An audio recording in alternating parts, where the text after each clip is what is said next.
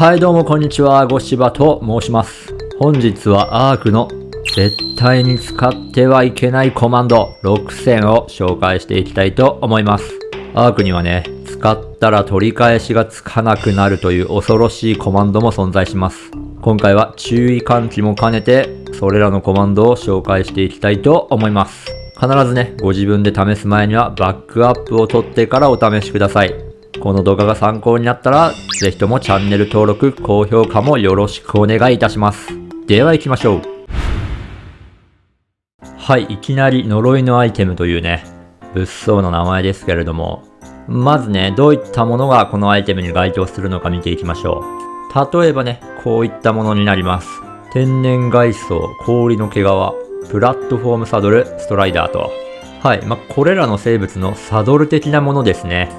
通常これらの生物、サドルつけることできないんですけど、こういう風にね、元からサドルのようなものがついている状態となっています。シャドウメインだとこの天然外装がそうですね。で、フェンリルだと氷の毛皮。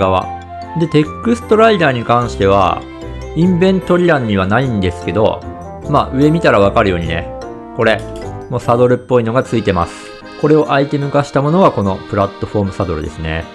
こういう風にね、これらの生物がもともと持っている装備をアイテム化したのがこれらになります。でね、これらのアイテム、通常ゲットすることはできないんですけど、コマンドで出すことができます。ただ、これらのアイテム、出してはいけません。なぜなら、呪いのアイテムだからです。何が呪いかというと、はい。こちらね、捨てることができません。何もできないですね。メニューを開いても何も選ぶことができません。もちろんね、元からついているものと入れ替えて装備させるみたいなこともできないですね。一応品質があるものなんでね、コマンドで思考のものとか出せたりもするんですけどね。で、思考のやつはちゃんと鎧値高いんで、これね、つけられたらいいんですけど、つけられないんでね、残念ながら。このサドルもね、何もできないんで。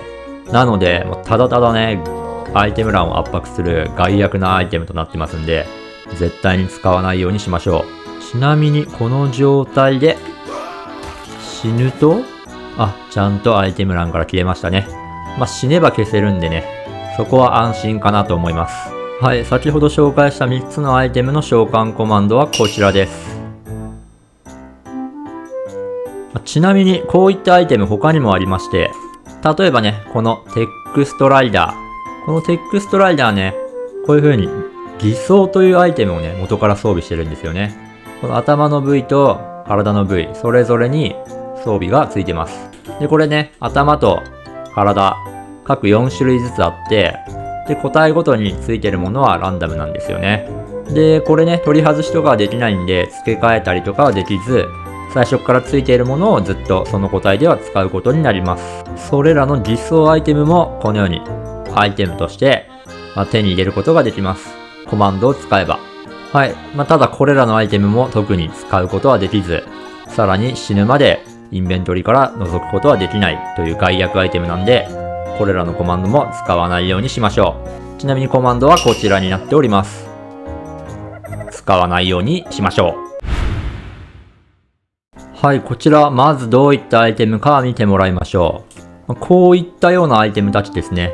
ポータル。これを使用するとドラゴンポータルを生成する。ポータルとか、ダンジョンに移動できるポータル。あとはボス戦へ移動できるポータルを作るトリビュートと呼ばれるものですね。こういったものもコマンドで出すことができます。で、こういったトリビュートね、通常であれば、こういう風にオベリスクとかでね、アーティファクトとかの貢ぎ物をして作ることができる。そこに生成することができるアイテムとなっておりますね。なんで基本ここでしかそのポータルを開けないんですけど、もしこれね、使えればね、いろんなところで、好きなところでポータル開けるんで、便利なアイテムにはなるんですが、こちらね、消費というのを使っても、使うことができません。残念ながら。そしてね、これらのアイテムも、先ほどと同じように、使えないだけでなく、捨てることもできないんでね、害悪なアイテムとなっております。はい、ちなみにこういったポータルとかトリビュート系のアイテムってたくさんあるんですが、さっき例として紹介した4つのコマンドは、このようになってるんですね。でね、これ実はここだけの話なんですが、使っちゃダメなのは現物の状態でのコマンドですね。この最後の数字が0だと現物、そのアイテム自体が出るコマンドになります。この0を1に変えてやると設計図が出るんですよね。で試しに先ほどの4つのアイテム設計図で出してみると、このようになってます。なんかね、周りに緑の枠がついてますよね。この状態だとね、クリエイティブモード中だと使うことができるんですよね、実は。なので、どこでもポータルを出すことができちゃいます。これ便利系のコマンドになっちゃうんでね。ここではね、深く紹介しませんけどね。また別のね、便利系のアイテムを紹介する動画で説明しようと思うんでね。そっちも見てもらえたらなと思います。とにかく、ポータルトリビュート系のアイテムは現物で出してはダメだよということになっております。ちなみに設計図のやつも捨てることはできないんでね、そこは変わらないんで、使えますから便利ですけどね、捨てることはできないので気をつけましょう。ちなみにアイテムという形ではなく、直接そのポータル自体を召喚するコマンドもこういう風にあるんでね。こちらブルードマザーガンマへのポータルを呼び出すコマンドですけども、こういったポータルそのものを呼び出すコマンドもあるんでね、そっちを使った方が安全だとは思います。そういったコマンドもね、たくさんあるんで、機会があれば紹介したいと思います。で、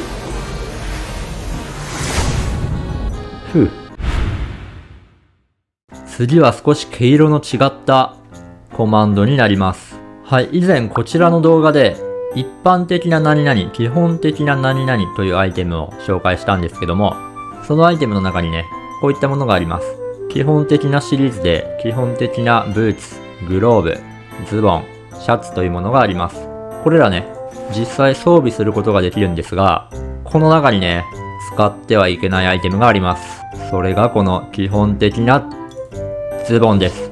はい、なんと、履くとね、ちょっとこれ見せちゃうとね、YouTube をバンされるかもしれないんで、隠してるんですが、こういった風にね、一部部位が欠損します。またこちらね、なんと脱いでも治りません。オーマイガーですね。はい、本体もね、ちょっと遠目なら大丈夫かな。透けてますね。腰のあたりがね、透けて欠損しちゃってるような感じになってます。ただこちらね、一応、別のちゃんとしたズボンを履けば元に戻ります。他にもね、全身コスチュームのテストスキンという、明らかに恐竜のスキンっぽいアイコンのアイテムなんですが、こちらもね、なんと人間に装備することができ、装備すると部位が欠損、さらに頭が坊主になるというね、悪魔のアイテムとなっております。こちらもね、外しても治らないですね。ただこちらも普通のズボンを履けば、はい、失われた髪の毛と共に、ちゃんと復活するんで、安心してください。さらにね、この一般的な鎧というものもあります。こちらを装備すると、はい、髭はそのままに頭だけ剥げます。不思議ですね。こちらは装備すると髪の毛がごっそりなくなるという悪魔のアイテムとなっております。外しても治りません。ハゲのまんまです。ズボンを履けば治ります。不思議ですね。ぜひね、使用にはご注意ください。これらのアイテムのコマンドはこちらとなっております。使用の際にはご注意ください。はい、お次もまた似たような毛色のアイテムですね。アイテムはこちら、誕生日記念ズボンスキン。こちらね、コマンド限定のアイテムではなく、通常プレイでも手に入るアイテムとなっております。ですが、プレステ4版などでは規制でこちら使えないらしいです。一体どういったアイテムかと言いますと、スキンなんでね、こう普通のズボンに装着して使うんですが、この状態で履いてみると、おっと、丸ごと欠損してますね。こんな感じなんですね、今。こちらのプレビュー画面だと、腰回りがね、丸ごと欠損というか、透明の球体がついているような状態になってますね。で、本体の方を見てみますと、こんな感じですね。はい。モザイクかかってるんでね、大丈夫だとは思いますけど、ちょっとね、遠目にしておきましょうね。はい。海に入ると、よりなんか生々しいですよね。生々しい。生々しいな、これ。大丈夫だよね。俺これ流して大丈夫だよね。はい。このアイテム、一応コマンドはこちらです。非常にね、危険なアイテムなので、使う際は、自己責任でお願いいたします。大丈夫だよね。すごい心配になってきたぞ。はい、このアークではね、恐竜のスポーンの仕方がちょっと特殊でして、その使用上、長いことゲームを遊んでいると、特定の生物が湧かなくなってしまうみたいなことが起こりかねるんですよね。一部の生物全然見かけないな、みたいな状態に陥ることがあるかと思います。そういう時に便利なのが、野生生物リセットコマンドで、デストロイワイルドディノズというコマンドなんですけど、こちらはね、有名なんで、皆さんも知っているかなと思います。はい。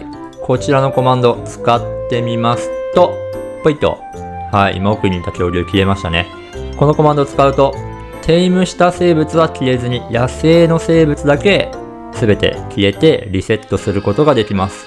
なので、こちらのコマンドは必須級のコマンドなんですが、似たようなコマンドでね、Destroy All Enemies というコマンドがあるんですが、これはね、全恐竜削除コマンドになっております。こちらのコマンド使用してしまうと、はい、このようにテイムした生物も含め全生物消えてしまうんで、このね、消えてしまった生物はバックアップファイルでもない限りね、元に戻すことはできないのでね、野生生物リセットコマンドと間違えてこちらのコマンドを使ってしまわないようご注意ください。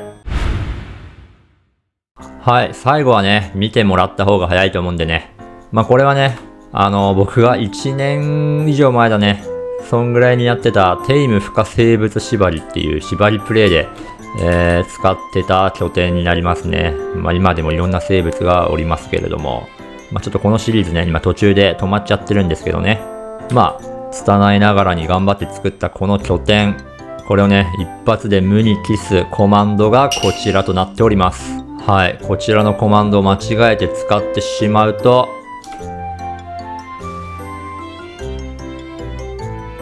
はい、今ね、一瞬、なんか固まりましたよね。バコンってなったんですよね。あれでも壊れてないじゃんと思いきや、はい、しっかり消滅しました。